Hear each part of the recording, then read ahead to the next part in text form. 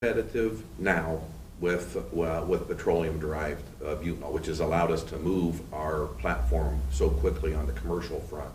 So we would be a direct drop-in for existing products. Where we think the value is going to be is in being able to have a butanol to where people can now have 100% bio-based butyl esters. Because if you think of cosmetics, you think of the food industry, they don't want to have petroleum-derived materials. They want to have things that are 100% bio or natural, and we fill that niche. Good question. Actually, the largest fermentations in the world, and also in North America, up through the 1950s, was producing ABE. Oh, really? Okay. Massive number of facilities running on either corn mash or molasses. All those facilities in North America were shuttered in the early 50s due to cheap oil and being able to produce butanol from cheap oil.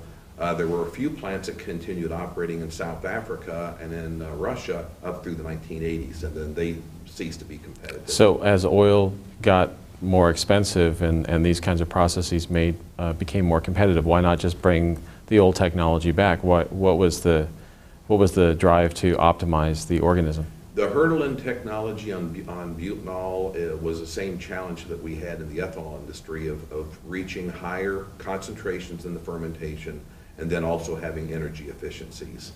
So what we've been able to do is use the knowledge base that we have of ethanol for energy efficiency to employ that process for butanol, and then our advanced fermentation allows us to have 3 times to 4 times the productivity of the original ABE fermentations, which is moving the curve significantly. Now, these what are considered ethanol plants these days actually produce distiller grains and, in some cases, corn oil. Yeah. And they produce from the starch. They're producing an ethanol, but there's other products they make. Are you going to still be in those other businesses, or how does that work? Essentially, follows the same model. We'll be making a high-value corn oil, because we're doing the corn oil separation on the front end of the process as opposed to the back end of the process in most ethanol plants. And we'll also have a high-protein feed product as well, just like DDGs. So that part of the business stays pretty much the same, and we'll still move product through the same market channels as we had as an ethanol. So how much of the kernel is the starch component? Is that just by percentage? I mean, typical starch in a corn kernel is 62%.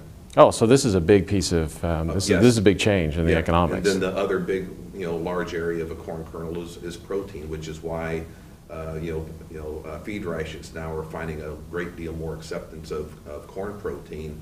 Since we have a protein shortage worldwide. So you're going to make some of that. You're going to make some I guess, Mazola, basically. Maybe not that brand, but it is a corn oil. That would be what people might know it as, and also then you're going to make possibly a flavoring or other types of products might be or in a can of paint and a flavoring. Now, who's the on-stream customer that knows how to use it in those different kind of applications? Is that a traditional chemical company? Is that who the customer? On the flavor side, you've got companies like Wild Flavors, IFF, Givaudan.